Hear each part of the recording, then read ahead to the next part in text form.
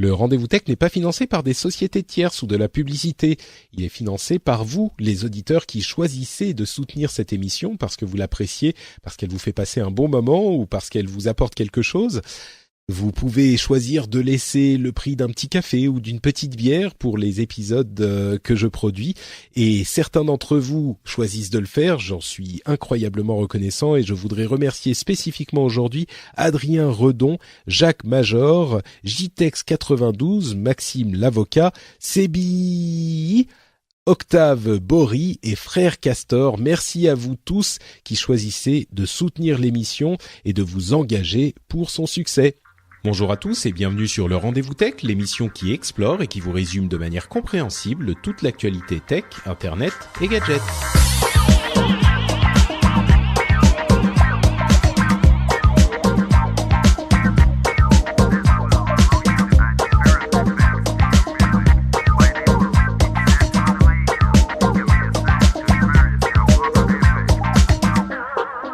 Bonjour à tous et bienvenue sur le Rendez-vous Tech, l'émission bimensuelle où on vous résume toute l'actu internet, tech et gadgets. On analyse, on avale, j'allais dire, toutes les news qui se sont manifestées ces 2 dernières semaines. On les digère et on les régurgite comme la substantifique moelle. Je vais arrêter cette analogie immédiatement parce que ça commence à devenir un petit peu difficile. Je suis Patrick Béja et ce qui est certain, c'est que le but est de vous proposer une émission amusante, détendue, où on vous résume bien toute l'actualité, sans que vous n'ayez à vous-même aller regarder toutes les centaines de news dans toutes les dizaines de blogs de ces 2 dernières semaines. Et on le fait de manière analytique et facile à comprendre, en tout cas c'est le but. Pour m'aider aujourd'hui, j'ai celui dont la respiration porte à travers l'Internet, c'est-à-dire JP en cause qui nous rejoint, qui n'était pas venu depuis un moment. Comment ça va, JP ? Ça va très bien. Bonjour à tous. Puis merci de m'inviter.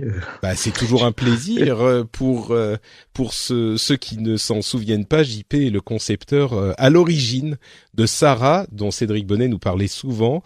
Sarah étant une sorte d'assistant intelligent à la maison avant l'époque des assistants intelligents à la maison. On peut le définir comme ça ?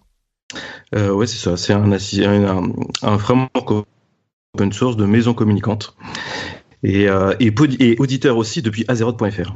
Ouh, un vieux de la vieille, c'est bien. Un autre auditeur depuis Azeroth.fr également, qui est notre plaisir de tous les 2 épisodes, puisqu'il se joint à nous à ce moment-là, et qui nous vient depuis la Silicon Valley. Le venture capitaliste star du Rendez-vous Tech, j'ai nommé Jeff Clavier. Ouais, bravo. Bonjour, merci. On va essayer de finir l'épisode sans vomir parce que clairement, vu ce que Patrick a dit dans les 2-3 premières minutes, je commençais déjà à être nauséeux. Mais c'est un plaisir de vous retrouver. Aujourd'hui, la vallée se porte bien malgré, vous avez peut-être entendu parler en France de monstrueux feux qui se passent dans la Napa Valley et dans Sonoma, donc la partie vinicole du nord de la Californie, où malheureusement on a eu à ce jour presque 6000 maisons et des choses, enfin buildings détruits, habitations détruits. Donc ça fait une petite semaine et on espère le mieux pour les gens qui vont devoir reconstruire en fait leur vie, puisque malheureusement c'est autant de familles qui vont devoir repartir. Je sais qu'il y a pas mal de gens qui nous écoutent justement dans la Silicon Valley, surtout des expatriés, mais pas que. Donc bon courage à vous tous, prenez soin de vous et on va essayer de vous faire passer une petite heure et demie un petit peu pour oublier un petit peu vos soucis, et ça vaut d'ailleurs pour tous les gens qui nous écoutent. Un petit moment un petit peu plus léger peut-être avec ces news tech dont on va vous parler. On va avoir d'ailleurs notamment Google avec les annonces d'il y a une dizaine de jours avec les différents produits Pixel et Home, etc. On va avoir Oculus qui annonce des produits de réalité virtuelle qui sont assez intéressants. Et puis on va prendre un petit moment pour parler de Viséo, le successeur, le petit-fils de Sarah, peut-être qu'on peut l'appeler comme ça. Et tu vas nous en dire 2 mots, JP, pour nous dire de quoi il s'agit et ce que ça peut faire. Mais commençons tout de suite avec Google, qui a donc annoncé différents produits lors de sa conférence d'il y a une dizaine de jours.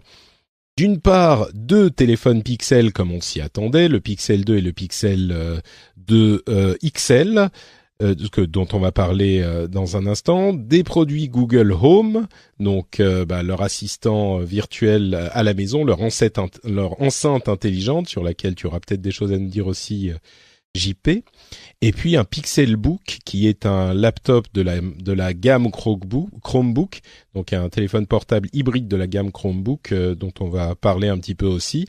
Mais commençons avec le plat de résistance, les Pixel 2 et Pixel 2 XL. Alors c'est des téléphones relativement standards, moyen haut de gamme, on va dire plutôt haut de gamme de ces dernières années.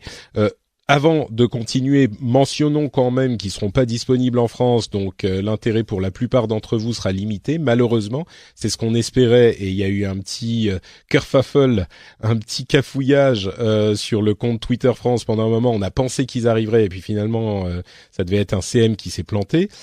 Bref, les téléphones sont assez classiques, écran OLED, Snapdragon 835, 2 caméras, donc une 8 mégapixels, une 12 mégapixels, étanchéité IP67, 4 Go de RAM, une bonne batterie, etc. Pas de port jack, ce qui est assez amusant parce que l'année dernière, ils se vantaient du fait qu'ils en avaient un. Mais 2 choses à noter principalement sur ces téléphones, je dirais, ou disons 3. D'abord, le fait que le 2 et le 2 XL sont vraiment strictement identiques si ce n'est de la taille de l'écran. Allez, 99% identiques si ce n'est la taille de l'écran, donc il n'y a pas de fonctionnalité en plus sur le gros, donc on choisit vraiment en fonction de la taille qu'on préfère.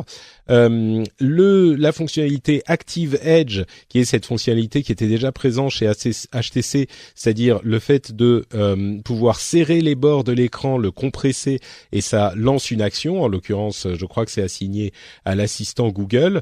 Et enfin, le fait qu'ils aient fait énormément de travail sur l'appareil photo de ces 2 téléphones et qu'ils compensent ce qu'ils ne peuvent pas faire en optique, notamment par le fait qu'il n'ait pas 2 optiques au dos de l'appareil, ils le compensent avec du machine learning qui va pouvoir faire par exemple des modes portrait, comme on les retrouve sur d'autres téléphones et notamment l'iPhone, des modes portrait en machine learning qui vont détecter le fond et le sujet pour faire différents flous, un effet bokeh, avec le machine learning. Donc ce que Google n'a pas inclus comme en matériel, il est inclus avec le logiciel finalement. Donc l'appareil photo est de très très bonne qualité, il a une excellente note sur DxOMark, même si je sais que beaucoup d'entre vous considèrent que DxOMark est un système de classement de téléphone d'appareils photo qui est un poil biaisé, certains disent même que ça veut rien dire du tout. Bon, c'est le meilleur élément qu'on ait pour pouvoir se dire bah oui, il est plutôt bien quand même. Donc en l'occurrence, il est dans les catégories des très bons. Donc voilà pour les descriptions de ces Pixel 2 et Pixel 2 XL, avec une volonté vraiment ferme et claire de Google de se lancer dans le matériel haut de gamme propriétaire, comme on l'avait évoqué la dernière fois. JP, toi qui es plutôt Android, est-ce que tu as est-ce que ça t'inspire quelque chose ces téléphones Pixel? Ouais, je trouve ça bien parce que ça renouvelle un petit peu les téléphones. Moi, j'ai un Nexus 5X qui est pour justement être proche des nouveautés de Google. Et donc, c'est un renouveau. J'attendais le Tango en me disant qu'ils allaient intégrer la nouvelle caméra Tango. Bon, bah là, on a 2 objectifs qui vont permettre de faire du AR-Core, donc de la réalité virtuelle aussi, enfin la réalité augmentée. Et en plus, un processeur qui va certainement avoir pour but de faire tourner TensorFlow. Donc, comme tu disais, du machine learning. Et ça va nous pousser vers des nouveaux téléphones de plus en plus intelligents. D'accord. Donc bon, c'est quand même côté développeur. Bon, c'est ton univers aussi, mais en tant que consommateur, c'est des choses qui sont pas. Je t'avouerai, en tant que consommateur, j'attends un Jellyphone qui est tu un attends, tout petit pardon, téléphone un petit Android. peu coupé. Le Jellyphone? Le Jellyphone, c'est un tout petit téléphone qui tourne sous Android et qui a pour objectif juste de téléphoner et de faire utiliser 2-3 applications. Et c'est carrément l'opposé, c'est-à-dire que sur le Google Pixel, on est à des prix, comme tu disais, haut de gamme, alors que là, on est le Jellyphone, je crois qu'il est à $79. c'est l'opposé. D'accord. Ah oui, c'est un tout petit écran, c'est finalement un retour vers une époque plus simple de notre vie où nos téléphones faisaient pas des millions de choses, quoi. C'est un projet Exactement. Kickstarter en plus. Oui, tout à fait. Sympathique, d'accord. Donc voilà pour les Pixel 2. Jeff, je sais que toi tu es toujours plutôt iOS. Le Pixel 2 et Pixel 2 XL, ça t'inspire quelque chose? Bah, il faut que je change mon Galaxy S6 parce que de toute façon je l'ai pas utilisé. J'ai essayé déjà j'ai pas eu le courage de faire un passage brut à Android parce que je savais que je serais trop malheureux. Donc j'ai acheté un Galaxy S6 et objectivement, comme je me suis plaint 2 ou 3 fois sur le rendez-vous tech, en gros je le charge, je fais rien avec, il se décharge et d'ici en gros entre 1 heure et 2 heures d'après-midi, il est vide. Donc j'hésitais à prendre le Galaxy S8 histoire de continuer à jouer avec le Samsung Gear VR. Ah oui, d'accord. Mais parce qu'en fait, je fais quand même de la VR un peu. Mais effectivement, un Pixel avec Project Fi, ça semble tentant. Donc je sais pas, j'ai pas pris de décision, j'ai pas eu le temps d'y regarder, mais je pense que quand j'ai un peu plus de temps aux alentours de Noël, je verrai si je passe à un nouveau Samsung ou si en fait je donne une chance au Pixel parce qu'en fait ils en plus semblent il est plus avoir proche de Google specs, comme le disait JP, donc voilà, ils semblent avoir des specs très raisonnables et en plus on a tout ici basé, toute notre infrastructure est sur Google, donc ça aurait du sens pour nous de jouer un peu avec ça, mais ça va pas m'empêcher d'essayer de récupérer un iPhone 10 d'ici 2 semaines et des bananes. Ouais. Effectivement, bah bon courage pour ça. Ouais. Mentionnons quand même qu'il y a aussi, je parlais de machine learning, il y a l'assistant connecté de Google qui s'appelle Lens, c'est-à-dire le truc qui fonctionne en visuel avec votre appareil photo, qui sera disponible sur le Pixel 2 pardon. Et donc il sera en mode preview, donc test sur les Pixels plus tard dans l'année. Donc ça aussi c'est un truc qui est quand même intéressant parce que c'est une approche de l'assistant virtuel et ils ont fait quelques démos de ce que ça pouvait donner qui étaient intéressants, notamment avec des trucs comme de la traduction bien sûr, mais ça c'est presque commun aujourd'hui, mais aussi des trucs comme le fait qu'il puisse reconnaître des monuments. Donc vous pointez votre téléphone vers un monument, il va le reconnaître tout seul et vous donner des informations sur le monument. Ça peut effectivement avoir du sens dans ce type d'utilisation, quoi. Parlons des Home assistantes, des enceintes intelligentes.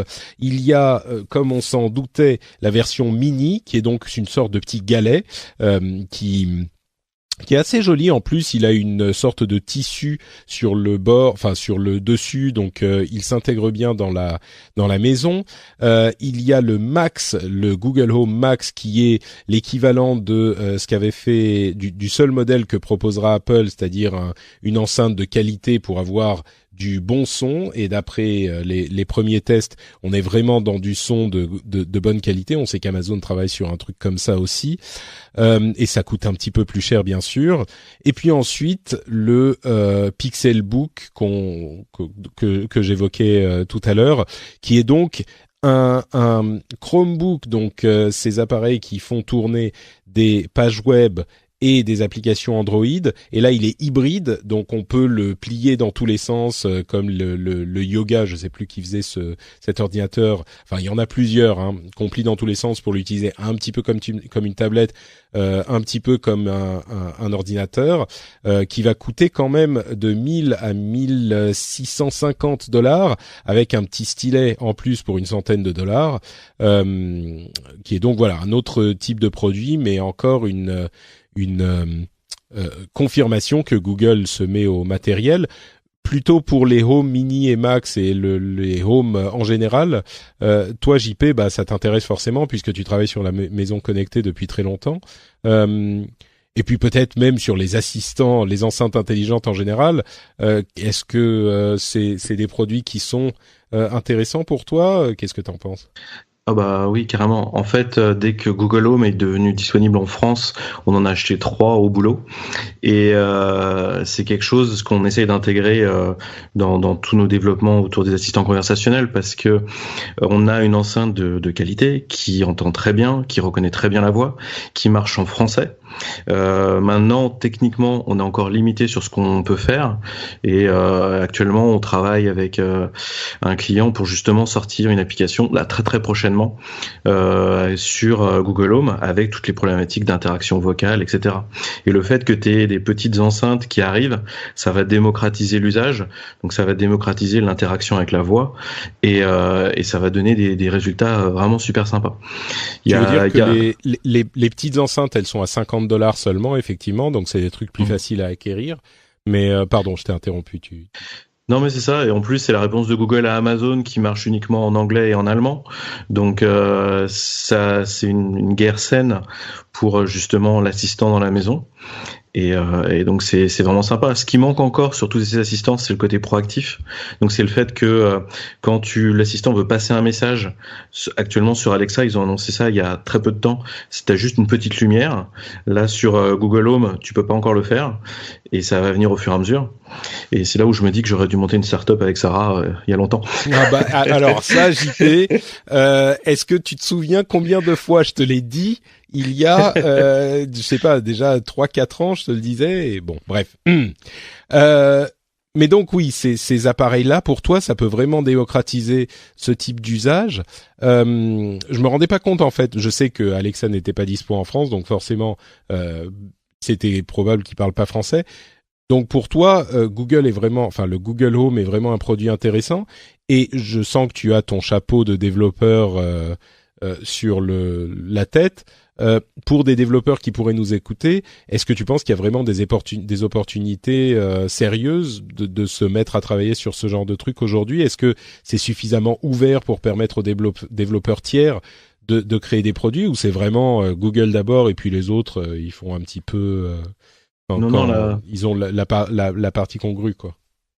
Non, actuellement, ils ont ouvert à quelques marques la possibilité de développer leurs premières applications et en français. Et leur volonté, c'est de s'ouvrir de plus en plus et qu'il y ait un maximum de personnes qui développent des applications. Et on va retrouver des applications similaires à celles qu'on peut trouver sur Amazon, mais cette fois en français, avec une autre manière de consommer en fait l'information. Tu pourras recommander des produits à la voix, enfin ce que fait déjà Alexa depuis longtemps.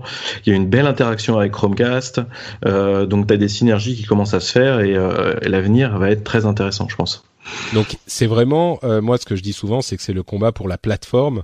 La prochaine plateforme étant l'assistant virtuel qui pourrait devenir se tailler un morceau, enfin une place à côté des OS mobiles et des OS desktop traditionnels. Est-ce que c'est moi qui fantasme là, ou il y a vraiment une place à se faire pour eux et c'est pour ça qu'ils poussent tellement, et du coup il faut aussi en tant que développeur être présent là-dessus. Enfin c'est pas comme on le dit souvent, c'est pas comme genre la 3D ou ce genre de conneries où ça c'est une mode, ça vient, ça passe et puis ça repart, quoi. Ah non, là on est complètement dedans. En fait, le constat il est simple. Il y a 1 milliard de personnes sur Facebook qui discutent potentiellement avec des assistants. Sur WeChat, ça fait longtemps que les gens l'utilisent pour effectuer des transactions.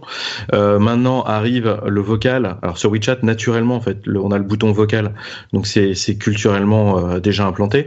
En France, on n'a pas l'habitude, donc il va y avoir un changement, mais ça va prendre vite. Et puis on l'a vu avec Sarah, les enfants discute avec l'assistant comme si c'était un être magique de maison, et ça se fait tout naturellement. Après, tout l'enjeu, ça va être la qualité de la voix, ça va être des interactions, ça va être que le robot ait des réponses intelligentes, et après ce sera gagné.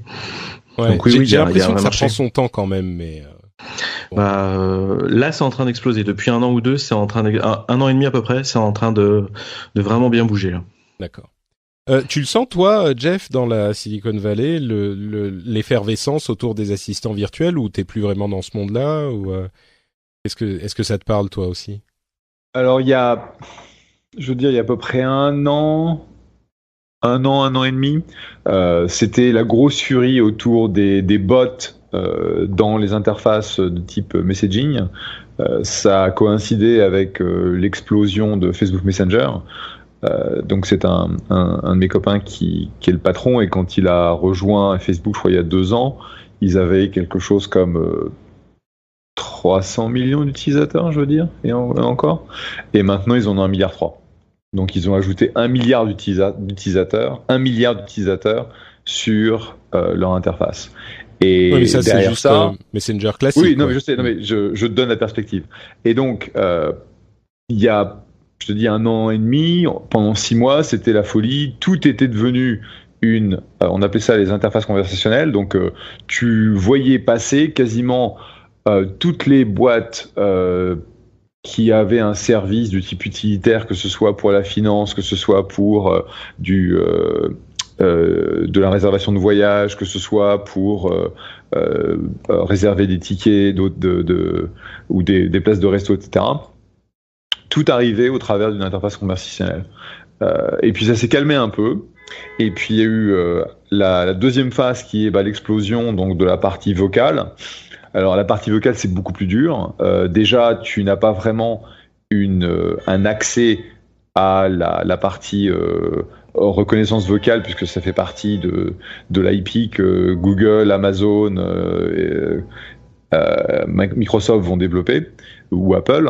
Et donc tu te plugues dedans, et en fait on a vu quelques boîtes développer des services. Tu vois, par exemple, on a vu 2 boîtes qui essayaient de se connecter à Amazon, mais bon, ça peut être n'importe lequel, dans le contexte des hôtels. Donc tu mets un écho dans ta chambre d'hôtel, et tu interagis avec l'écho, et tu poses des questions, à quelle heure ouvre le restaurant, etc. Et ça permet de diminuer les coûts de services de personnel pour l'hôtel. Bon, ça est encore au début, puisque aujourd'hui il y a pas mal de limitations du genre, tu ne peux pas changer, par exemple, tu peux pas dire Hilton, dis-moi à quelle heure ouvre le restaurant. Ça, oui, c'est pas forcément Google. Oui. C'est forcément Google, ou c'est forcément Echo. Je crois que j'avais l'impression qu'on pouvait le changer, mais peut-être que c'est quand toi tu l'as chez toi que tu peux changer le trigger word, mais bon, pas quand c'est dans l'hôtel, c'est pas aussi facile. Ouais, donc on commence à avoir des applications corporate, plutôt business de ces services. Ça va prendre du temps parce que c'est compliqué. Quand tu as un accent comme le nôtre, quand on parle anglais, ça panne pas la moitié des choses, mais ça va se faire. Et c'est vrai, comme le disait JP, c'est clairement pour les enfants, c'est une interaction magique, et pour eux, il n'y aura même pas de question que utiliser la voix et l'interrogation vocale, c'est tellement plus naturel que de taper sur un clavier, quoi. Ouais, donc, déjà qu'on voit comment ils adoptent les écrans tactiles, c'est encore plus naturel la conversation. Exactement. Donc je pense qu'il n'y a pas eu, j'ai pas vu énormément de dossiers dans ce domaine-là sur les 6 derniers mois, mais c'est pas pour autant que des choses intéressantes sont pas en train de se développer. Aujourd'hui, c'est vraiment la course entre les gros, et les startups vont voir un peu quelles sont les fonctionnalités des kits de développement qu'ils peuvent utiliser. Et je pense que à un moment, on commencera à avoir des interactions intéressantes. Les boîtes sur lesquelles on a passé, toutes les deux d'ailleurs, les 2 boîtes qui essayaient de rentrer dans le domaine des hôtels, je les ai pas vus faire des miracles, tu vois, 6 à 9 mois plus tard. Et c'était un peu notre jugement, c'était que c'était trop tôt. D'accord. Bon, il y a d'autres petits trucs annoncés par Google. D'abord, un programme Made for Google, qui est un petit peu l'équivalent de Made for iPhone, Made for iOS, qui va certifier les accessoires. On a également d'autres produits comme le Pixel Buds, qui est en fait des écouteurs sans fil, qui sont un petit peu l'équivalent des AirPods finalement. Qui coûtent autour des mêmes prix, et qui sont là encore qui jouent dans l'élément assistant personnel, parce que du coup c'est le truc qu'on a toujours dans les oreilles avec lequel on peut parler, toujours cette idée-là. On a aussi Clips qui, bon, ça c'est une caméra que vous laissez brancher et qui va savoir quand prendre des photos. Donc c'est pratique, comme ça vous avez même plus besoin de savoir quand vous allez prendre vos photos. C'est un petit peu l'équivalent d'une GoPro mais pour la maison. On dit ça comme ça, mais il y a beaucoup de machine learning derrière. Je suis pas convaincu que ça soit le produit le plus intéressant qu'ils aient présenté. Et enfin, le Daydream View VR, qui est un casque autonome, comme il y en a plusieurs chez Android. Pardon, pas un casque, mais on peut mettre les téléphones dedans. Donc, bon, c'est un petit peu l'équivalent du Gear VR. Ce qui nous amène à parler d'Oculus, donc de la conférence que Facebook a fait il y a quelques jours de ça, pour dévoiler un certain nombre de produits et dire où ils en étaient dans le développement de leur truc en réalité virtuelle. D'une part, ils ont annoncé un casque qui s'appelle le Oculus Go, qui est un casque entièrement autonome. En gros, c'est un petit peu un téléphone portable et l'équivalent du Daydream View VR ou du Gear VR, donc un boîtier et un téléphone portable qui sont inclus en fait dans l'appareil. C'est pas que vous glissez le téléphone dedans, c'est juste un écran avec tout le matériel qu'il faut pour faire un truc de VR que vous collez sur la tête, une visière en fait, qui coûte seulement $200 et qui sera disponible à la fin au début de l'année prochaine, qui est un produit hyper intéressant à mon sens parce que on commence à arriver dans ces catégories de produits où c'est juste $200. On a une petite télécommande sans fil qui est à mon sens quand même pas du tout aussi bien que les manettes et ça c'est un petit peu embêtant parce que 50% de l'intérêt de la réalité virtuelle c'est ces manettes, la détection des mains qui ouvrent des possibilités incroyables en réalité virtuelle, donc ça c'est un petit peu gênant, mais il n'empêche on est à $200 et surtout on n'a pas de fil, une autonomie qui sera ce qu'elle sera mais quelques heures certainement, ce qui sera suffisant. L'expérience pensée pour la réalité virtuelle, donc au moins des capacités graphiques suffisantes pour avoir un truc correct. $200 à mon sens c'est un produit hyper intéressant. On n'est pas encore au moment où je dirais c'est bon, foncez, allez-y parce que c'est prêt. On n'a toujours pas d'expérience vraiment folle sur la réalité virtuelle, mais par contre je trouve que rien que ce genre de produit annonce que on continue dans la bonne direction. On s'est pas arrêté comme pourraient le penser certains qui observent ça d'un petit peu loin. Je dirais quels sont les autres produits qui m'ont intéressé, mais déjà sur ce produit qui était clairement le produit phare de Facebook, d'Oculus, à cette conférence, une réflexion là aussi tous les deux, JP peut-être? C'est comme tu dis, c'est super bien que le prix du casque soit baissé. Ça va vraiment démocratiser les choses. Et un élément qui est vraiment important, c'est que Mark Zuckerberg expliquait qu'ils sont vraiment tournés vers le social VR. Et en fait, nous, dans les différents projets qu'on voit passer, on cherche à savoir qu'est-ce qui va avoir du sens, qu'est-ce qui est du domaine du jeu vidéo, qu'est-ce qui est du domaine de vraiment des services intéressants. Et je crois beaucoup au social VR, parce qu'il y a un effet d'être, comme il disait à une époque, de téléporter auprès de personnes qui va vraiment révolutionner pas mal de choses. Et donc à $200, ça va vraiment être super intéressant. Jeff, toi aussi, tu parlais un petit peu de VR tout à l'heure avec ton Gear VR notamment. C'est un truc que tu continues à regarder de près, notamment ce casque-là qui est quand même, on l'achète, on le met sur la tête et c'est parti quoi. Il n'y a pas besoin de brancher quoi que ce soit, il n'y a pas besoin de configurer des totems pour te repérer dans la pièce. C'est un produit intéressant, je pense, non? Oui, tout à fait. C'est un vrai produit de grande consommation dont le marché de la réalité virtuelle a besoin pour que ce soit beaucoup plus, enfin, ça devienne un vrai marché plutôt qu'un truc pour l'élite, pour les gens qui ont les moyens de se payer un Rift, etc., etc. Donc super intéressant. Faut voir un peu ce qu'ils vont être capables de livrer. Objectivement, j'ai pas vraiment de doute parce que les équipes d'engineering de Facebook sont super impressionnantes. Et typiquement, quand Zuck annonce quelque chose, ils ont tendance à livrer plus ou moins dans les temps, plus ou moins dans les fonctionnalités. Donc, ça va être super intéressant. Nous, on a fait un un bet enfin, on a fait un investissement dans une boîte qui s'appelle Looking Glass, qui développe l'hologramme. Donc, en fait, c'est une expérience qui est sociale au sens où, tu peux avoir 3-4 personnes ou plus autour d'une table et tu vois, en fait, la même chose en 3D. Mais c'est clair que pour faire de l'immersif, ça va être intéressant. Alors, on est, effectivement, je pense qu'on arrive au niveau de tarif où, justement, les gens peuvent se dire, oh allez merde, je m'en prends un pour voir ce que ça donne quoi. Donc ouais, bon, à voir par contre si ça sera disponible en France. J'imagine que c'est le genre de truc Facebook qui se met à construire du matériel. Bon, c'est Oculus, donc ils connaissent un petit peu, mais Facebook qui se met à construire du matériel à grande échelle, c'est peut-être, ça va peut-être arriver par étapes. Mais clairement, si on parle du niveau d'adoption dont ils rêvent, il va falloir se mettre à la production en grande quantité, quoi, production de masse. Ils ont également baissé le prix. Pour que Facebook fasse quelque chose d'intéressant, c'est forcément pour toucher.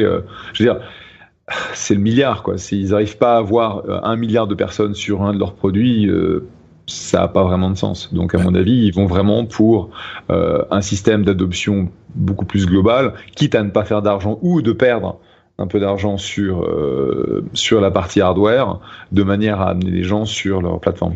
Ouais, enfin 1 milliard, c'est pas sur l'Oculus Go dans l'année qu'ils vont en vendre 1 milliard, quoi. On parle de à 10 ans ou 15 ans, ils visent 1 milliard, mais là sur l'Oculus Go, ça sera quelques millions, quoi. Ouais, enfin ils ont rajouté 1 milliard ils ont rajouté 1 milliard d'utilisateurs sur Facebook Messenger en 2 ans. Hein. Oui, non mais enfin ça 1 milliard sur Facebook Messenger, c'est une app que tu downloads et en plus ils poussaient les gens qui avaient déjà l'app sur le téléphone, l'app Facebook, à télécharger l'app Messenger à côté. Donc ils avaient quand même des leviers assez puissants. Enfin ouais. Ça prendra du temps, mais ça fait partie. Oui. Je veux dire, ça fait partie de leur vision. Donc si tu demandes à 10 ans combien d'utilisateurs sont sur la plateforme Facebook pour du VR, clairement c'est 1 milliard. Alors, oui, sur 10 ans, je suis d'accord, oui, c'est ce qu'ils visent, c'est certain. Oui.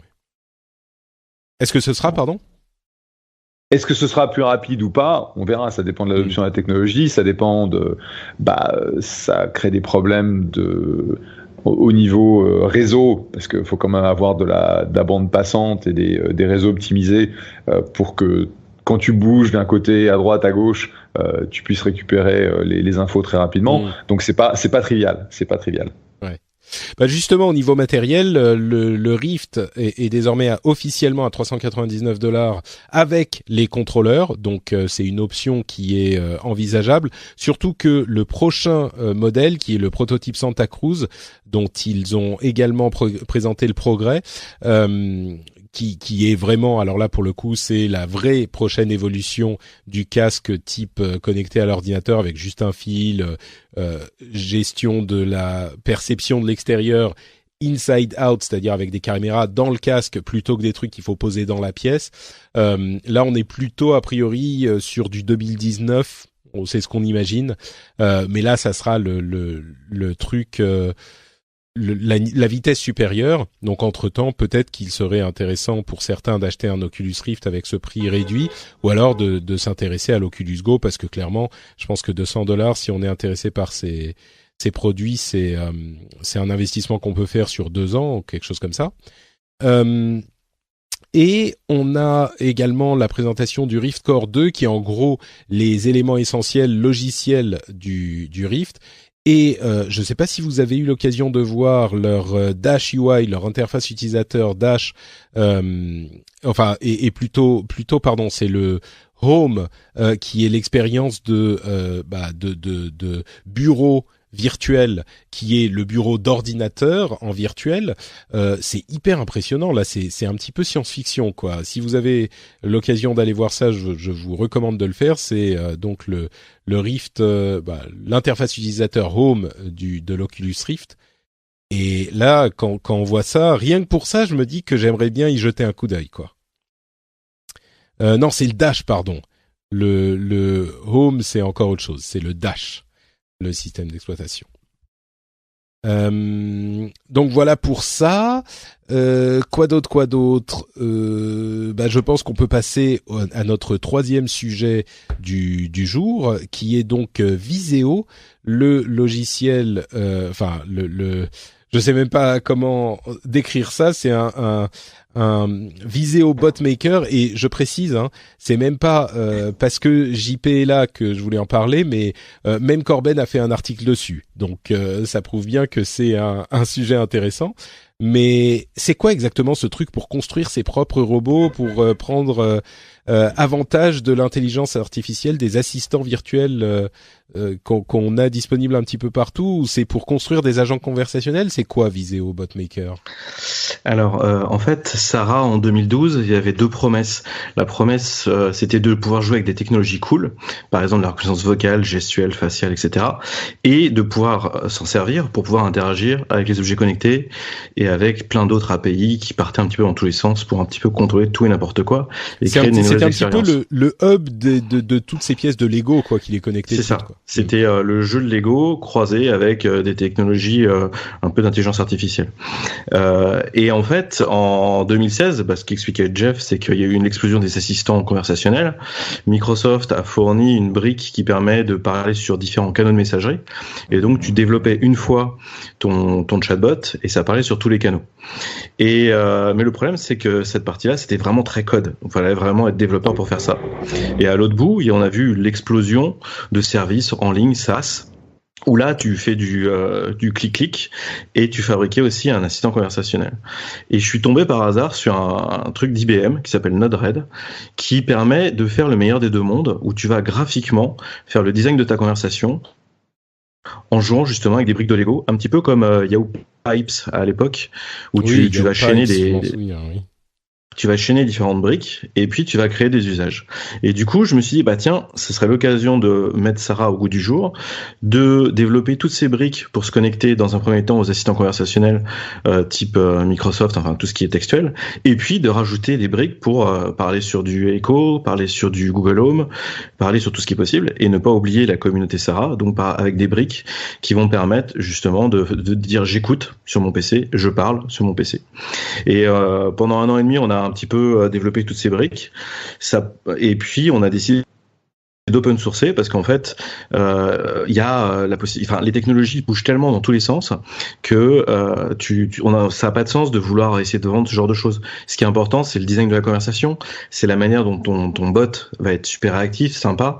On va bosser avec des scénaristes qui vont vraiment créer une histoire au bot, faire du storytelling, et pas la techno. Et donc la techno, j'ai la chance justement de mélanger le côté perso et pro, et de pouvoir open sourcer tous ces développements pour que les gens puissent en profiter, et en même temps que les entreprises puissent mutualiser leurs efforts pour faire ce genre de choses. Donc on a rajouté Google Home là récemment, tout le monde va en profiter. On avait fait du multilinguisme, tout le monde en profite au fur et à mesure.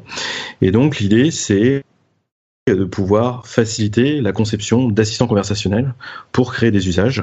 Alors pour l'anecdote, par exemple, on a fait un chatbot pour Direct Energy, et le bot, il se connecte à ton compteur Linky, qui est un compteur électrique en France, et il va être le coach. Donc il va te dire, tiens, tu as bien consommé ton électricité. Les gens ne savent pas s'ils sont en heure pleine, heure creuse, et si ça sert à quelque chose. Donc on va leur dire, là, tu vois, tu consommes pas assez pour que ce soit rentable d'être en heure pleine, heure creuse. Donc on se connecte à de l'IoT. On s'est amusé à mettre sur un cheval un capteur Sigfox de température, et puis on va discuter avec le cheval pour savoir s'il va bien. Il va répondre ouais, je vais bien et tout en vocal, et on va connaître ça dans sa température corporelle. Et il y a un usage derrière qui est que si un cheval tout d'un coup gagne 4 degrés, ça veut dire qu'il est malade. Donc les gens qui sont propriétaires de chevaux sont intéressés à pouvoir savoir comment va leurs animaux. Donc en fait, on a un petit peu numérisé le cheval. Numériser le cheval, c'est pas mal, ouais. Mais du coup, j'ai un petit peu du mal à voir précisément. Ça s'adresse aux développeurs, Viseo Bot Maker, ou aux end users, quoi. Ça s'adresse pas aux end users parce que ça nécessite quand même de bricoler des choses. Ça s'adresse plutôt du geek qui veut un petit peu, comme il bidouillait à l'époque avec Sarah, des fichiers XML, mais pas vraiment du code. Ces gens-là, jusqu'aux gens qui veulent fabriquer des bots de manière plus sérieuse et de plus grande échelle. Mais alors c'est quoi? C'est un logiciel qui tourne sous Windows, Mac, machin, et que tu te sors une application au final? C'est un logiciel que tu peux faire tourner sous Windows. Tu dézippes tu lances et en fait tu vas sur une page web et en fait le vrai usage c'est de l'installer en ligne dans le cloud et comme ça il sera visible de tous les services et tu vas vraiment faire de la tuyauterie, tu vas le brancher à Microsoft Bot Builder que tu vas lui-même brancher à Facebook et quand tu vas envoyer des messages à ton bot sur Facebook, ça va arriver jusqu'à cette interface là et toi tu vas décider alors si jamais je reçois un message et que dans le message là tu vas mettre une brique d'analyse du langage naturel comme Louis ou API qui va te permettre de comprendre en fait ce que veut dire le message et ben tu vas dire si le message veut que j'allume la lampe alors tu branches une brique comme les Philips Hue qui va te permettre d'allumer une lampe. Enfin, c'est un exemple vraiment très simple. Mais l'idée, c'est de chaîner des petites briques technologiques les unes avec les autres et de pouvoir designer justement des usages. Et les gens qui savent développer les briques vont les proposer à la communauté. Les gens qui ne savent pas développer les briques vont juste les assembler entre elles et ça permet de séparer un petit peu les deux métiers. Et c'est pour ça qu'on parle de bot designer et de bot maker. Les gens qui sont plutôt fonctionnels, les gens qui sont plutôt techniques et qui vont travailler ensemble pour créer des expériences. C'est en fait une sorte de scripting pour de langage de script. Enfin, c'est même pas. Enfin, oui, hein, une sorte de langage de script ou d'assemblage de briques pour créer des bots conversationnels qui vont ensuite eux pouvoir se connecter à uniquement de l'IoT ou avec vraiment tout ce que tu veux. Tout ce qui a une API, donc je te disais, on s'est branché avec le compteur Linky, on s'est branché avec un cheval, on va se brancher avec des sources de données. Je me suis branché avec Trello, qui est un outil qui permet de faire d'organiser l'information. Dans les banques, on nous a demandé à se brancher sur du Cobol. C'est un langage que les moins de 20 ans ne peuvent pas connaître. Hein. Exactement. Ouais. En fait, Cobol. Ouais. Waouh. Ouais. C'est le genre de trucs, tu sais, qui ont été. C'est vrai que je sais plus où j'entendais parler de ça. Il y a plein de systèmes d'exploitation et de logiciels de base de banques, de gros trucs d'infrastructure, genre je sais pas moi, je perds mes mots, de générateur, pas de générateur, ouh là là, ça va pas. Bancaire. Ouais, enfin système bancaire, mais je pense surtout à de l'énergie, les trucs qui font de l'énergie pour l'électricité. Non mais aidez-moi s'il vous plaît, c'est pathétique. Bah vas-y en anglais, on traduira. Non mais un gros générateur d'électricité, les auditeurs doivent être en train d'exploser de rire là. Une centrale électrique, voilà. Non mais même vous avez pas compris, c'est pas possible. Il faut avouer qu'il est un peu tard ici. Non, clairement, je m'étais pas bien exprimé. T'es pas très bon à Pictionary et en plus on n'a même pas le dessin. Mais donc tous ces trucs-là qui ont été conçus il y a 40 ans ou 50 ans ou 60 ans en COBOL et aujourd'hui il y a plus de développeurs COBOL. Donc ils sont devenus hyper rares et hyper recherchés. Bref, c'était juste une aparté. Mais oui, donc on vous a demandé de faire du COBOL, pas mal. Ouais, on a demandé si c'était possible et à partir du moment où on est dans. En fait, techniquement c'est possible, mais c'est pas forcément la solution au problème et il faut remonter plus en amont sur le problème. Ouais. Mais tout ça pour dire que on est en JavaScript, donc on peut se brancher à vraiment tout ce qu'on veut et là je me suis branché un bar connecté, donc tu dis Sarah fais-moi je sais pas un jus d'orange et ça pilote un bar qui va faire couler du jus d'orange. Donc toutes les expériences sont possibles à partir du moment où tu as des idées et que tu sais chaîner les choses. Et je suis fan d'une caméra qui s'appelle Blink, c'est une caméra sans fil qui fonctionne uniquement sur pile et je m'étais amusé à dire je récupère la vidéo de la caméra, dedans je fais de la reconnaissance faciale, ensuite j'envoie les visages, j'essaie de savoir qui sont les visages et je les envoie sur ma télé. Et donc tu chaînes des briques les unes après les autres et tu réussis à obtenir quelque chose d'assez sympa. Mais en l'occurrence, tu vois la tête de ton facteur qui t'a posé un courrier. Ah oui, c'est ça, d'accord, ok. Effectivement. Donc ça te mettait les visages qui apparaissaient dans le truc. Oui, c'est marrant cette idée de Lego qui s'imbriquent les uns dans les autres parce que tu mets un outil à disposition et puis après la seule limite c'est les API qui sont disponibles partout et l'ingéniosité des utilisateurs quoi. Exactement. Ok, écoute, si les gens veulent en savoir un petit peu plus sur Viséo, vous pouvez retrouver le lien, je suis sûr, dans les sur le compte Twitter de JP qui sera en lien dans les notes de l'émission. Mais en tout cas, c'est viseo.io, viseo.io. C'est bot.viseo.io. Ah, et si on va pas sur bot.viseo.io, tout explose? On voit la source du site en COBOL, c'est ça? C'est ça. D'accord. Oui, donc effectivement, bot.viseo.io. Super, bah écoute, merci beaucoup pour ce petit laïus sur le successeur de Sarah, dont certains auditeurs se souviendront encore avec émotion. On va faire une petite pause avant de passer à nos news et rumeurs, une petite pause pour vous rappeler que si vous appréciez l'émission, vous savez que vous pouvez la faire vivre, c'est grâce à vous qu'elle vit, les auditeurs qui choisissent de la soutenir financièrement, parce que sans vous, il y aurait sans doute pas d'émission, et peut-être même que si elle existait, il y aurait peut-être, je sais pas, des pubs ou des annonceurs. C'est marrant parce que j'ai de plus en plus de gens qui me contactent avec l'effervescence autour des podcasts, des gens qui me contactent pour me proposer des services, des partenariats, des trucs du genre, des trucs pas toujours hyper, comment dire, que je n'accepterai pas forcément, on va dire ça comme ça. Mais bref, ce qui me permet d'être totalement indépendant et de faire mon difficile, c'est vous, c'est les auditeurs, parce que sans vous, la situation serait très très différente et peut-être même impossible. Donc merci à vous tous qui choisissez de soutenir l'émission sur Patreon, c'est patreon.com/rdvtech, et j'aimerais remercier aujourd'hui spécifiquement Paeawa, c'est difficile à lire, Paeaw, Romain Vensang, Édouard Verneret, Frédéric Lechange, Simon Argentin et Black Jackos. Merci à vous tous qui soutenez l'émission et merci à tous ceux qui choisissent de le faire. C'est grâce à vous qu'on est là et ma reconnaissance est éternelle, sachez-le. Et si vous souhaitez les rejoindre, vous le savez, c'est patreon.com/rdvtech. Les notes sont, le lien est dans les notes de l'émission. Quelques news et rumeurs. Tiens, on va se retourner vers Jeff à nouveau, qui va nous dire si il confirme avec ses enfants la tendance en question.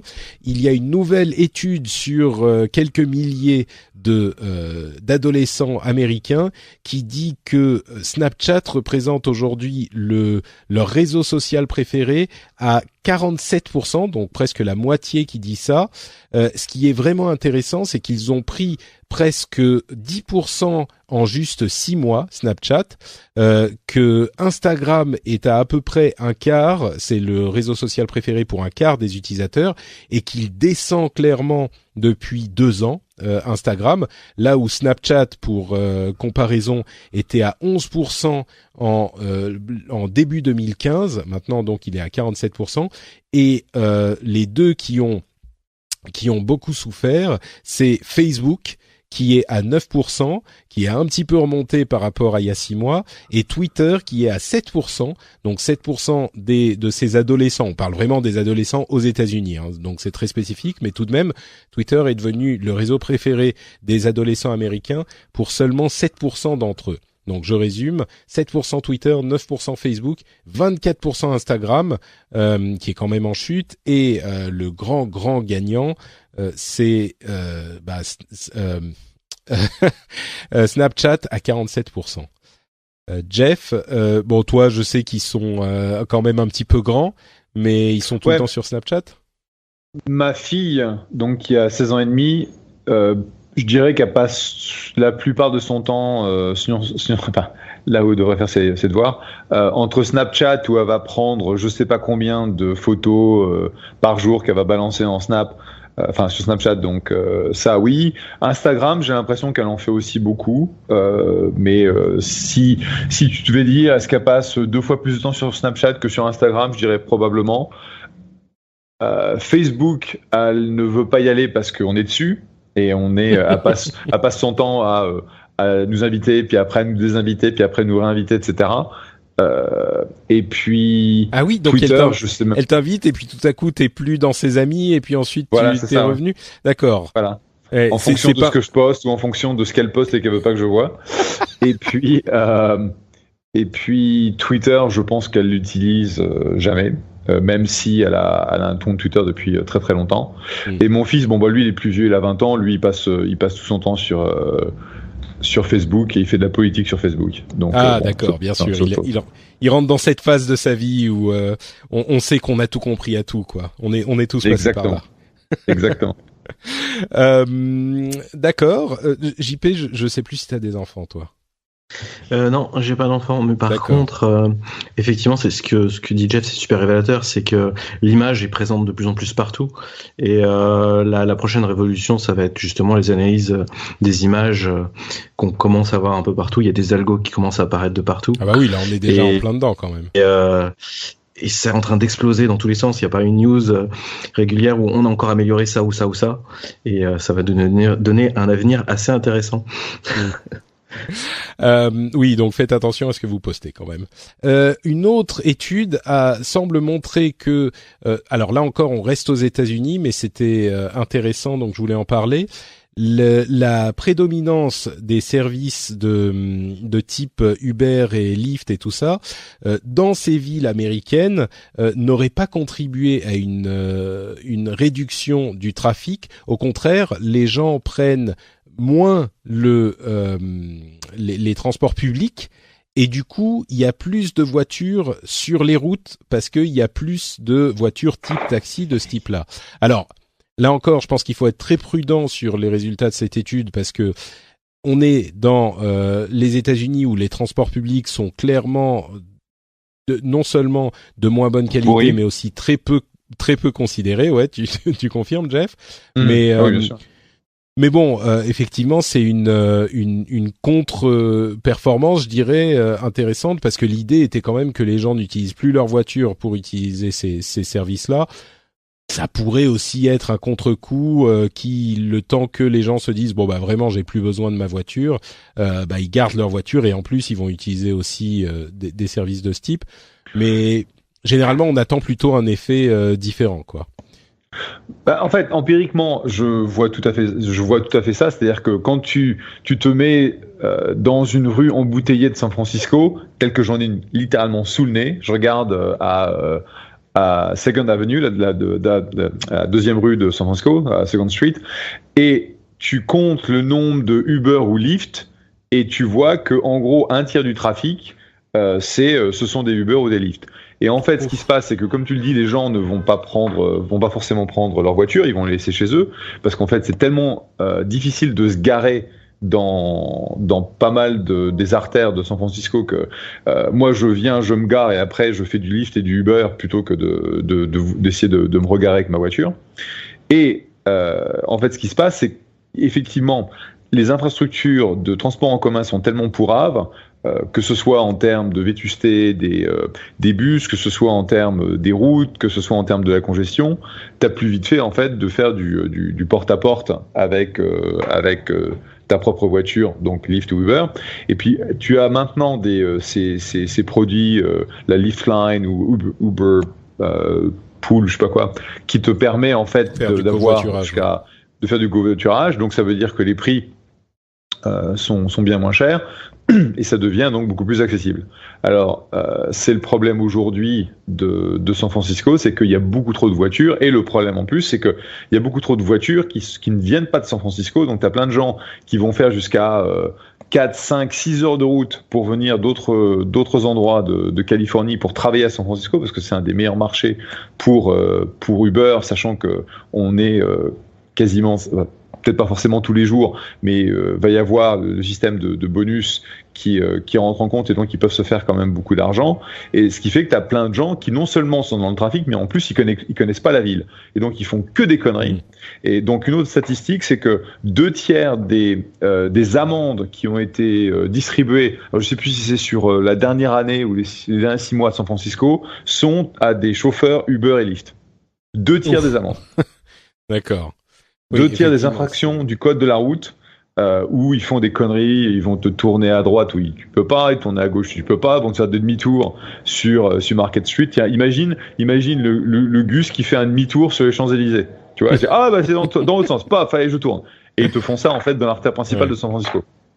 Effectivement, c'est une série de problèmes, là encore peut-être un petit peu inattendus, ce genre de truc, genre les gens qui font 4 ou 5 heures de route pour venir dans la ville où on peut bien bosser parce qu'il y a beaucoup de clients, et en plus effectivement tout cet aspect de les gens arrêtent de prendre les transports publics et prennent des Uber parce que c'est plus simple.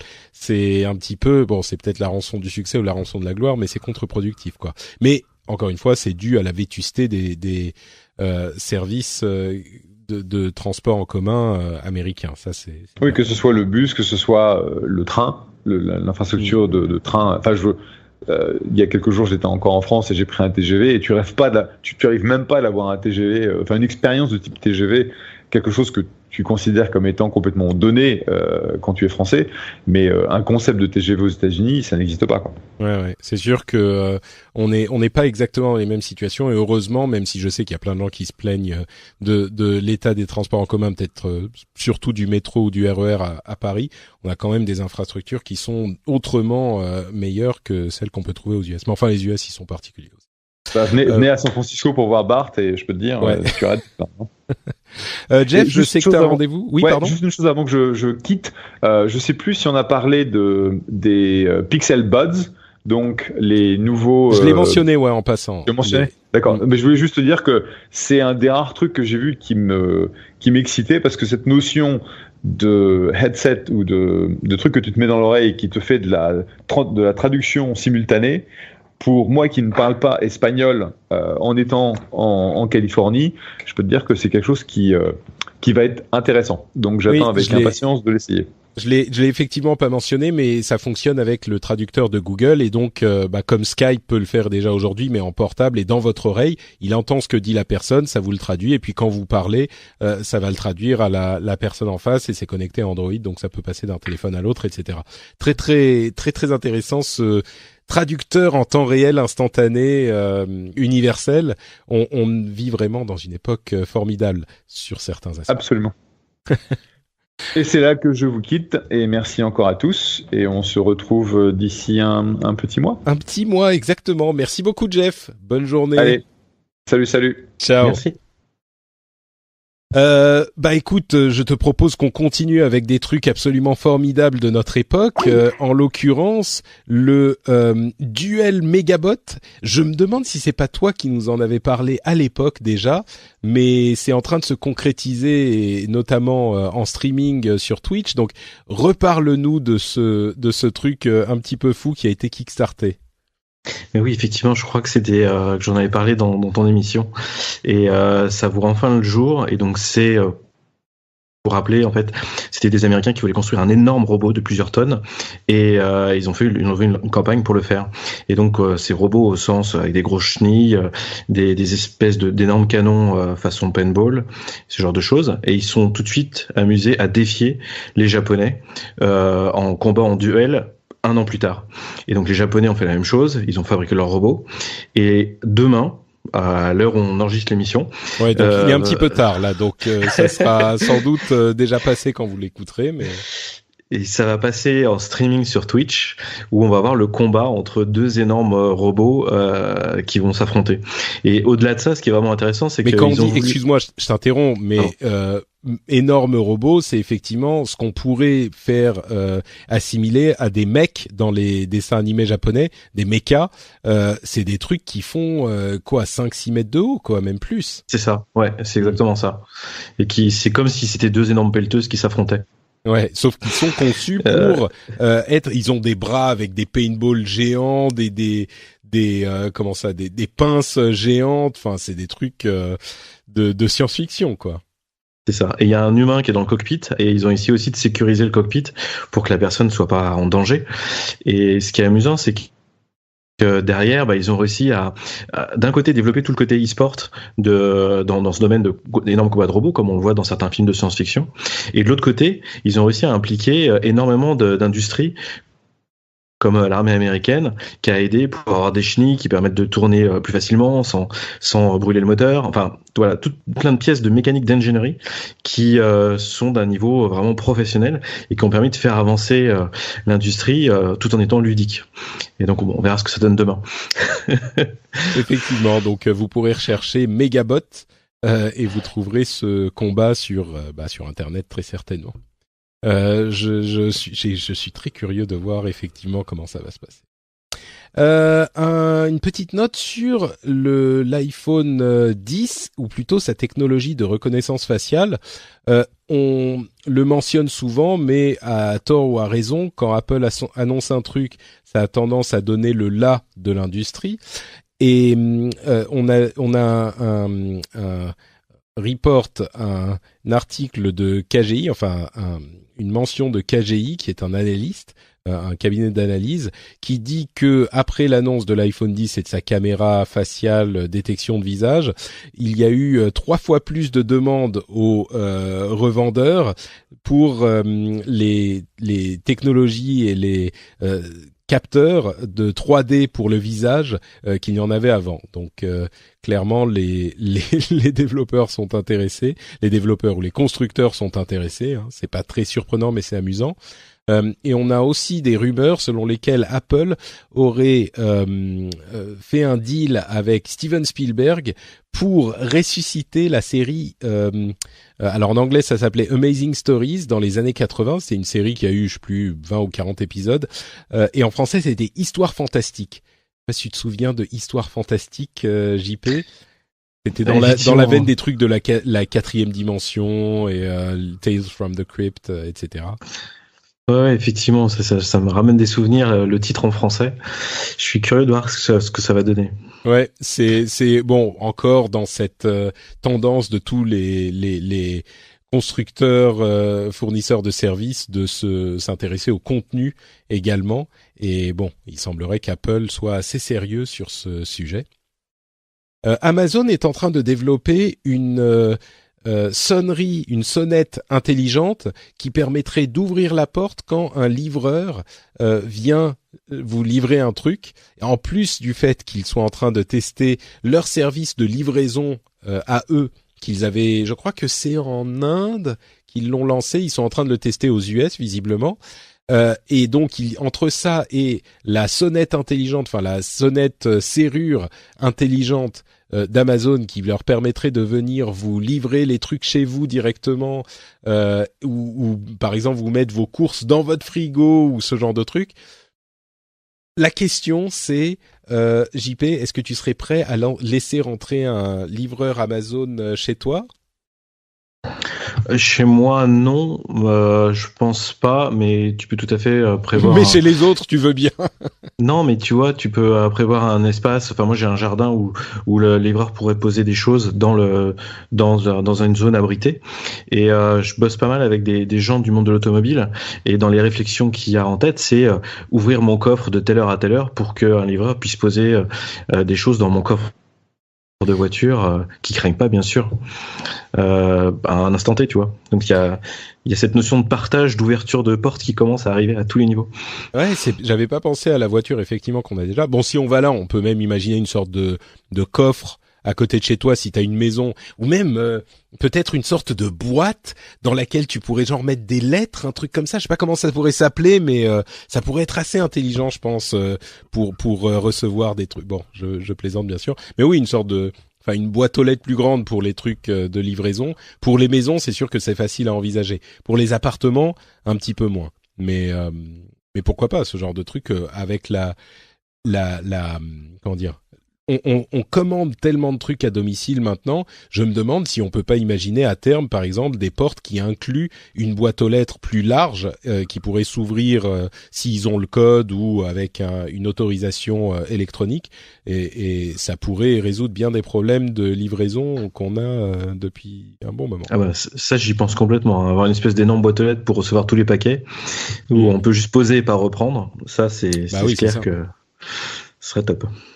Une petite touche triste pour Microsoft et Windows Mobile. Alors bon, ça fait un moment qu'on sait que Windows Mobile se dirige vers la sortie, mais Joe Belfiore, qu'on connaît bien dans la division Windows Mobile, a confirmé que les nouvelles fonctionnalités pour Windows 10 Mobile n'étaient pas vraiment une priorité, qui se concentre plutôt sur les corrections de bugs, les mises à jour de sécurité, etc. Mais ce qui était hyper intéressant, c'était une explication sur pourquoi finalement ils ont été contraints d'abandonner Windows Mobile. Et ce qu'il disait était un petit peu tragique, quoi. Ça brise le cœur des fans. C'est que le gros problème finalement, c'était les apps, comme on s'en doutait un petit peu, les apps. Et il disait, on a tout essayé pour faire venir les développeurs. On leur a payé de l'argent, on leur a écrit leurs apps, etc. Mais on n'a pas réussi à les intéresser. Et à la base, le problème, c'était que on n'avait pas, c'est ce fameux cercle vertueux ou vicieux, ce serpent qui se mord la queue. On n'avait pas assez d'utilisateurs. Voilà, c'est tout. On n'avait pas assez d'utilisateurs et donc on n'a pas réussi à avoir assez d'apps et donc fatalement, ça n'a pas réussi à prendre. Et ça illustre encore une fois ce problème dont je parle maintenant, j'ai l'impression à tous les épisodes, cette question de plateforme. La raison pour laquelle ils se battent tous les GAFAM et tous les autres se battent pour être premiers sur les plateformes, c'est que généralement sur les nouvelles plateformes, il y a la place pour 1, 2, voire peut-être 3 acteurs. Enfin, généralement, c'est plutôt 2. Et si on n'est pas dans les premiers, même avec la puissance d'un Microsoft, ça peut être hyper difficile de rattraper son retard. Et bon, là encore une fois, c'était une confirmation. Mais cette triste, on sentait la tristesse dans le tweet de Joe Belfiore. C'était vraiment, on a tout essayé, on voulait, mais à un moment, il faut se rendre à l'évidence. S'il n'y a pas les apps, et c'était ça le problème, s'il n'y a pas les apps, ça marche pas. On va pas continuer à s'acharner pendant 10 ans. Si ça ne fonctionne vraiment pas, il y a peut-être d'autres choses à faire qui seront plus intelligentes pour la boîte, quoi. Donc voilà, c'était un petit peu tristoun. Sony a annoncé un truc qui là par contre va faire sourire JP, j'en suis sûr. Est-ce que tu te souviens du robot Aibo des années 90-2000 ? Ah ouais, non mais complètement. Ouais, c'était un truc. Je sens bien le truc sur lequel toi tu te serais jeté déjà à l'époque, non ? Ah mais j'ai voulu, mais à l'époque je gagnais pas assez d'argent et c'est resté très cher. Il était cher, et oui, en plus, et il reste toujours super cher. Et c'est très bien que Sony en fait le relance. Alors attends, je vais juste expliquer. Aibo, pour ceux qui s'en souviennent pas, c'était un chien robot où ils ont essayé de mettre à l'époque, de l'intelligence artificielle, c'était plutôt des scripts et un comportement très beaucoup plus robotique que IA. Mais donc voilà, il a vécu quelques années, ça c'était clairement très cher pour ce que c'était et pour ce que ça pouvait faire, c'est-à-dire pas grand-chose. Et aujourd'hui donc ils vont le relancer 12 ans après l'arrêt de la production, donc c'était en 2005. Et là il y a peut-être des choses à faire aujourd'hui effectivement. Je crois que c'était Fred Kaplan qui avait bossé dessus, si je dis pas de bêtises, qui est un chercheur en interaction avec la robotique. Et il y avait un côté vraiment très empathique du robot qui rendait le chien vraiment super sympa. Et en plus, j'avais vu une news il y a quelques mois où il y avait encore des possesseurs d'Aibo qui les mettaient au cimetière parce qu'on trouvait plus de pièces détachées, on trouvait plus rien. Oh là là. Et qui les gardaient encore. Mais moi je voulais faire un truc marrant là, tout à coup qui mettent leur Aibo au cimetière, c'est horrible. Et oui, mais c'était terrible. Il y a eu plein d'images comme ça parce qu'au fur et à mesure, il y a de moins en moins de pièces. Le prix des Aibo reste super cher. Et du coup, il y a eu un musée où il y avait les anciens Aibo qui restaient à cause du manque d'énergie, manque de pièces. Oui, effectivement, c'est un petit peu terrible cette histoire. Mais bon, peut-être que maintenant ils vont pouvoir faire revivre dans un élan karmique leur Aibo qui a rendu l'âme il y a quelques temps. Moi, j'achète tout de suite. Ouais, écoute, voilà, ils ont au moins un client. Donc voilà pour Aibo. Quoi d'autre? Un nouveau système de gestion de films en numérique. Vous vous souvenez peut-être de Ultraviolet, qui était une grosse tentative des studios américains d'avoir un format numérique avec DRM qui fonctionne. Et il a été assez vite abandonné. Vous aviez des codes parfois quand vous achetiez vos DVD ou vos Blu-ray pour l'équivalent, avoir le fichier en numérique disponible partout. Là, il y a encore une nouvelle tentative, mais qui vient cette fois de Disney, qui a l'air technologiquement bien supérieur à ce qu'on avait vu chez Ultraviolet, et il y a pas mal de studios qui se sont associés au truc, notamment Amazon Video, Google Play, iTunes, etc., mais aussi 20th Century Fox, Warner Bros, Universal Pictures. Donc peut-être que, alors moi je connais pas du tout le système, mais il est lancé là très bientôt, si ce n'est déjà le cas. Ça s'appelle Disney's Movies Anywhere, c'est indépendant de Disney, donc c'est Movies Anywhere, et peut-être que ça sera enfin un système de stockage de films numériques qui sera utilisable et potable. Alors je sais qu'il y a plein de gens qui vont me dire oui, les DRM c'est chiant et on préfère avoir un fichier libre. Oui, certainement, ça c'est la meilleure solution, mais peut-être que c'est suffisamment peu chiant pour être intéressant de le faire légalement. Et du coup, ça pourrait être une solution pour pour cet aspect, quoi. Netflix augmente ses prix un petit peu, mais enfin quand même, ça faisait pas si longtemps qu'ils les avaient augmentés. C'est aux États-Unis, par contre. Mais bon, le prix dépasse le prix du standard dépasse de l'abonnement standard dépasse les $9,99, on passe à $10,99 par mois, et le premium passe de $11,99 à $13,99, sachant que le premium inclut la 4K. Moi, ça me gêne pas plus que ça. Mais bon, voilà, c'est à noter, les prix, ça me gêne pas parce que je me dis, Netflix me satisfait, ils ont des bonnes productions et ils ont un bon service. Donc je peux comprendre qu'ils augmentent un petit peu leur prix. Faudrait pas que ça soit tous les ans non plus, quoi. Toi, ça te gêne les augmentations de prix de ce genre de service ou?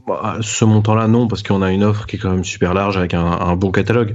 Après, c'est dommage qu'on n'ait pas toutes les nouveautés et c'est dommage qu'on soit encore obligé de faire le grand écart entre Netflix et les différentes plateformes de VOD qui te proposent des choses.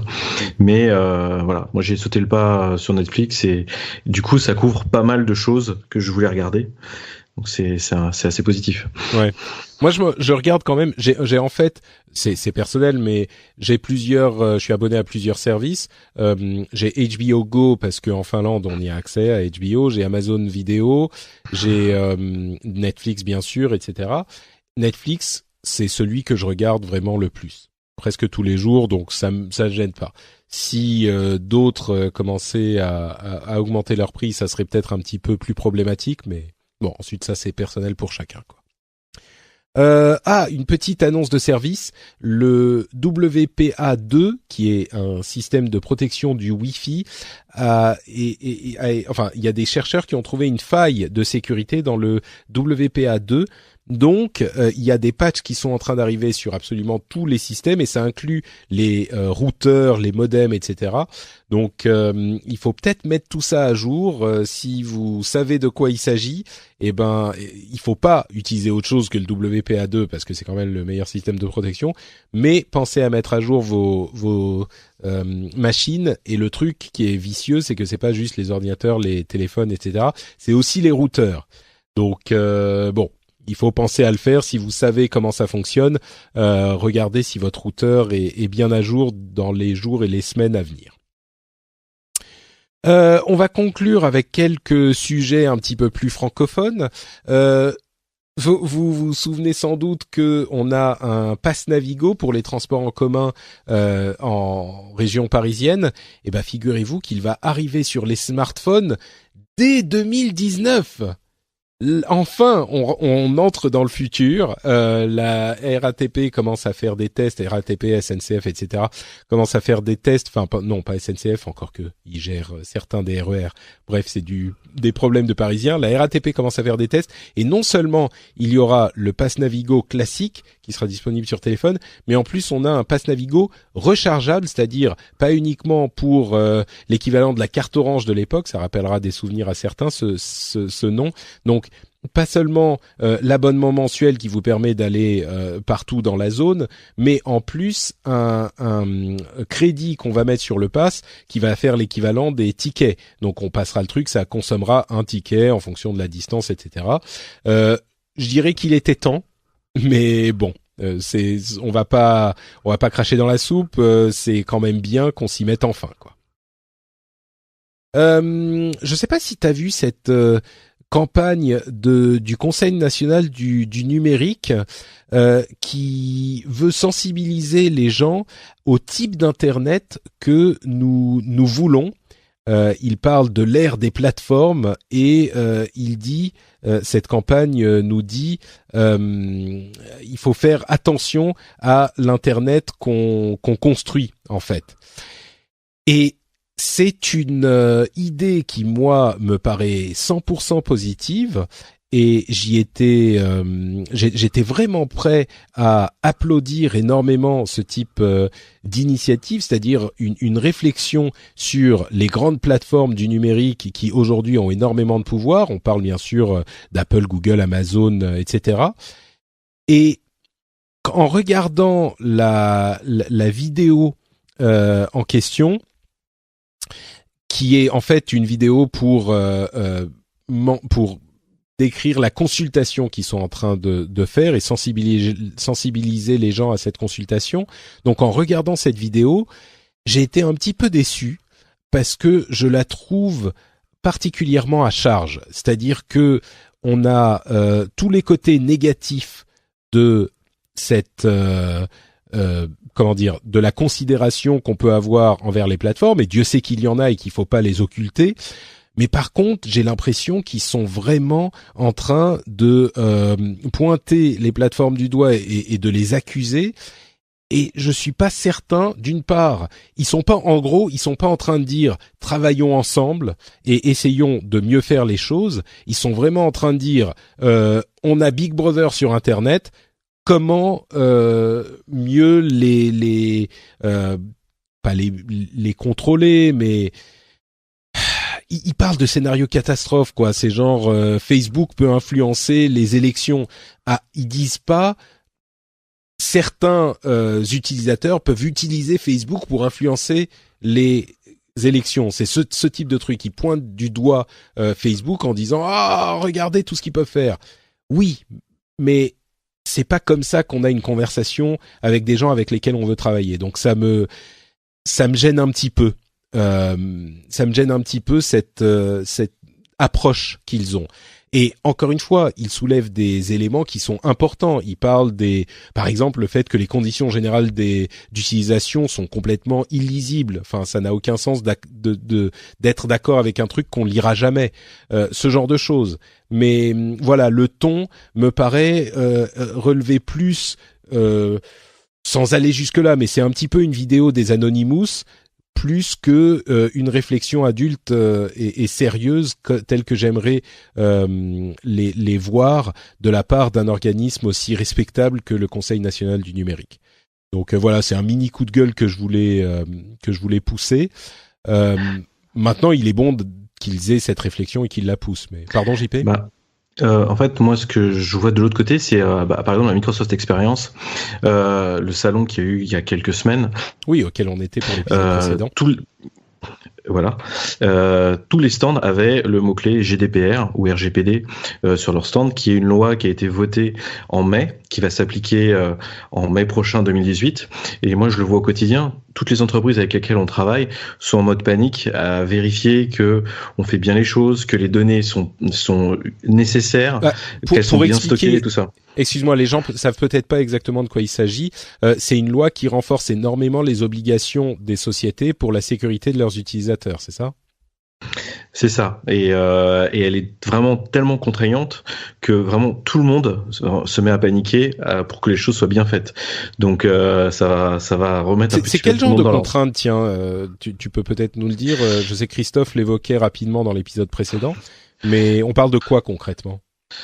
Concrètement, je prends un exemple tout bête, sur les assistants conversationnels, tu vas discuter avec une personne et cette personne, elle va te donner des informations sur elle-même et il faut absolument pas conserver ces informations parce que sinon ça peut être des informations vraiment personnelles et qui sont nécessaires pour l'usage du service, mais ensuite il faut effacer ces données.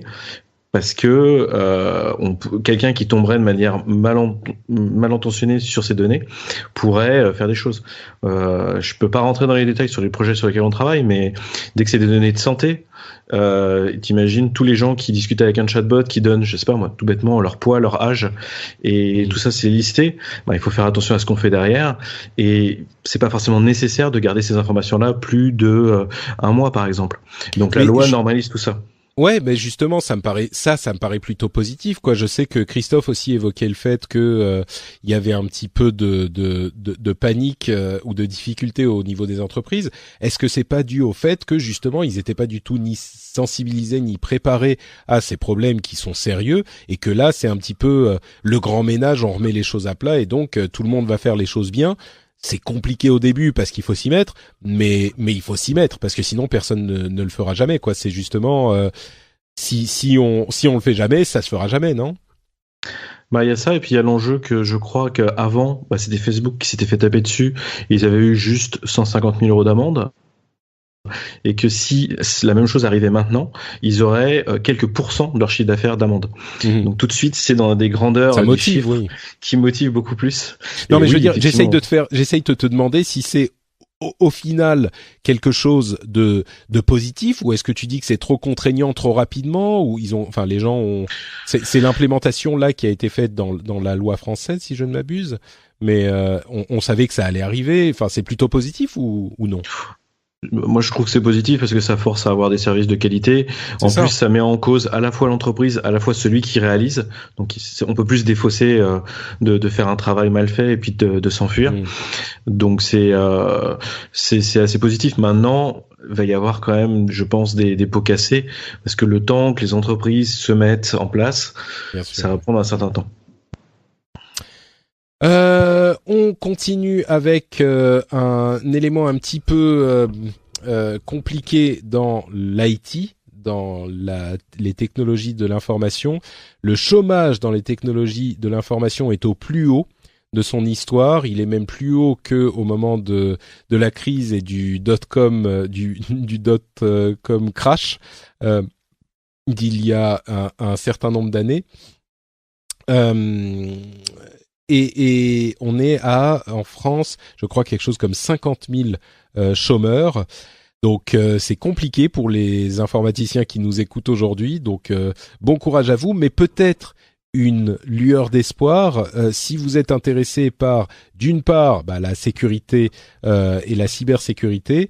Et il n'y a pas d'autre part puisque c'est ce dont on parlait dans la GDPR, mais c'est effectivement le cas. Et ben là, pour le coup, il y a une énorme demande et tout ce qu'on dit depuis des années et des années, l'importance de la sécurité et de la conformité aux bonnes pratiques. Et fait que maintenant il y a de la demande. Donc si vous y connaissez, c'est bien pour vous. Et si vous y intéressez peut-être un petit peu de loin, c'est peut-être le moment de développer ses compétences dans ce domaine, quoi.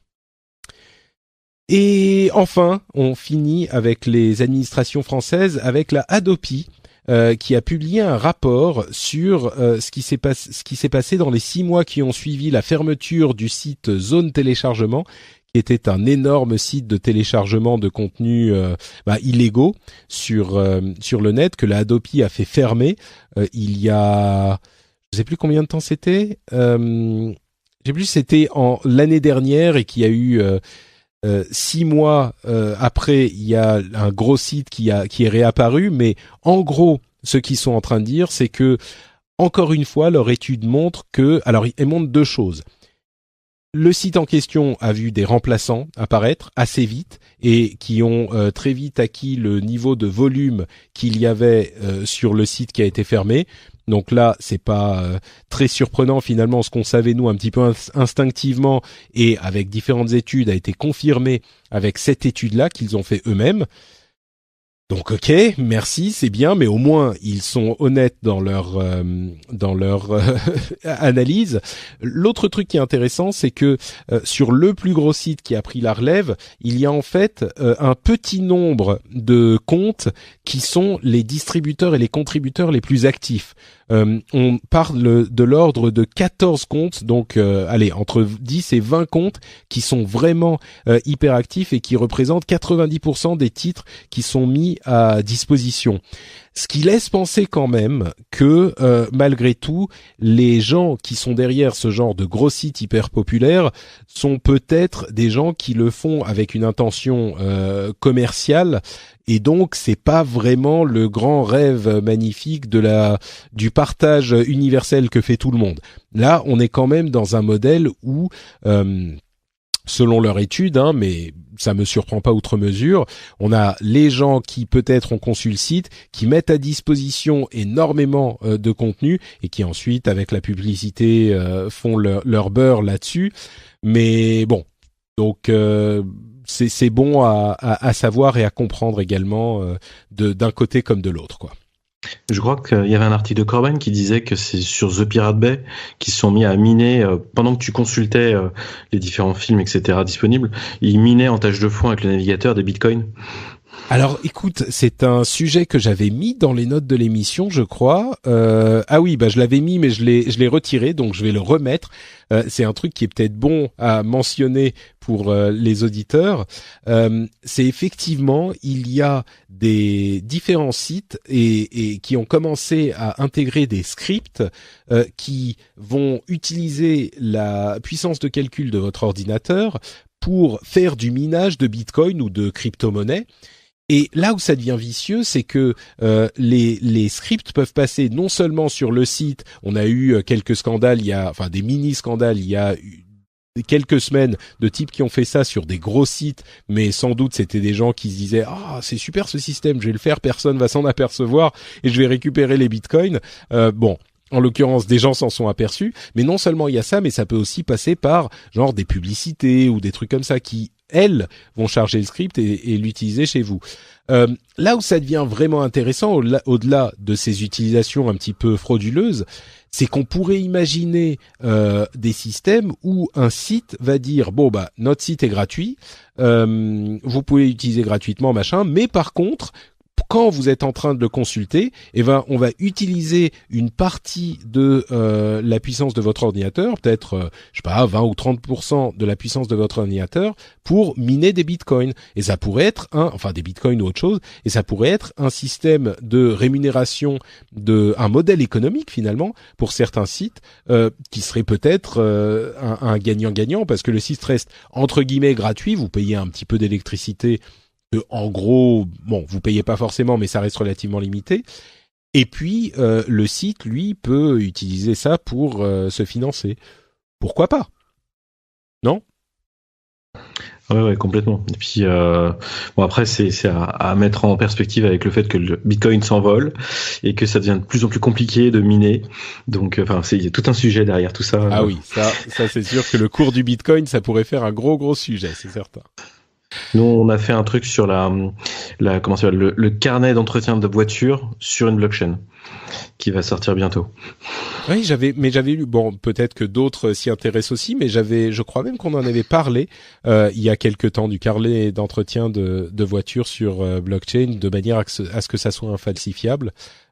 Effectivement, c'est l'une des applications de la technologie blockchain, quoi. Écoute, on arrive à la fin de l'épisode. JP, merci beaucoup d'avoir participé. Est-ce que tu peux nous répéter où les auditeurs peuvent te retrouver s'ils en veulent un peu plus sur Viséo ou sur ce que tu fais en général? Merci de m'avoir invité. Moi, vous pouvez me retrouver sur Internet, sur Twitter, JP Ancos, ou sinon sur mon site ancos.net. Et puis, si vous voulez en savoir plus sur l'avenir de Sarah et tout ce qui va derrière, il y a plein d'infos sur mon site, ou sinon sur bot.visio.io, où on a fait une petite landing page qui un petit peu explique ce qu'on fait. Voilà. Super, merci beaucoup. Pour ma part, c'est NotePatrick sur Twitter et sur Facebook.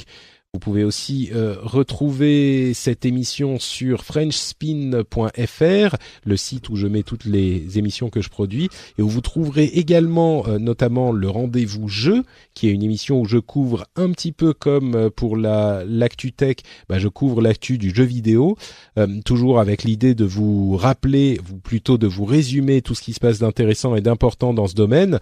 Et en ce moment, il y a beaucoup de jeux qui sortent, c'est vraiment les 2-3 mois complètement fous du jeu vidéo avec des trucs de super qualité qui sont disponibles ces semaines-ci.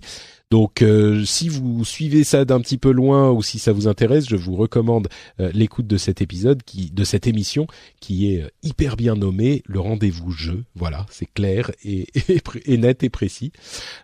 Et si vous appréciez l'émission, comme toujours, vous pouvez aller mettre une petite note sur iTunes. Vous savez que c'est un moyen pour les gens de nous découvrir, et quand ils voient des bonnes notes ou des bons commentaires, ça les aide à se dire voilà, cette émission est peut-être pour moi. Et je remercie notamment Cascatch et Calno qui tous deux depuis la France ont laissé 5 étoiles. Ils disent formidable et la définition même du podcast. Merci à tous les deux, ça me fait chaud au cœur de voir tout ça. Donc n'hésitez pas, où que vous soyez dans le monde, je peux voir les commentaires que vous allez mettre, donc je pourrai me réchauffer le cœur avec et en parler aux auditeurs. Donc n'hésitez pas à venir mettre des commentaires sur iTunes ou sur les autres catalogues de podcasts que vous utilisez. Et bien sûr, patreon.com/rdvtech si vous voulez soutenir l'émission financièrement, si elle vous plaît, si elle vous amuse, si elle vous intéresse, si elle vous fait passer un bon moment, si elle vous aide à suivre l'actualité de la technologie parce que c'est un truc qui est important pour vous personnellement ou professionnellement et que ça vous fait gagner un temps fou, et vous savez, le temps c'est de l'argent et vous pourriez en retransférer une petite partie, $1, $2, $3, le prix d'un café ou d'une petite bière, vers la production de l'émission. C'est hyper simple, ça prend 2 minutes pour s'abonner et vous savez que ça sera hyper utile et en plus ça vous emplira d'une fierté sans pareil, j'en suis certain. Et vous pouvez faire ça très facilement à patreon.com/rdvtech. Les notes sont le lien vers le site est bien sûr dans les notes de l'émission, donc vous pouvez faire ça tout de suite là maintenant ou quand vous en aurez le temps. Et bien sûr, c'est sans engagement, donc vous pouvez le faire pour 1 semaine, 1 mois, 10 mois, comme vous voulez, et vous vous arrêtez quand vous voulez. Je vous remercie en tout cas de l'écoute et de l'attention que vous nous avez portée. On se retrouve dans 2 semaines pour un nouvel épisode, 2 semaines à peu près, on verra comment c'est parce que je vais peut-être faire un petit voyage aux États-Unis. Mais en tout cas, on sera là avec un nouvel épisode. D'ici là, je vous souhaite d'excellentes journées et d'excellentes nuits et je vous fais plein de bises à tous. Ciao, ciao!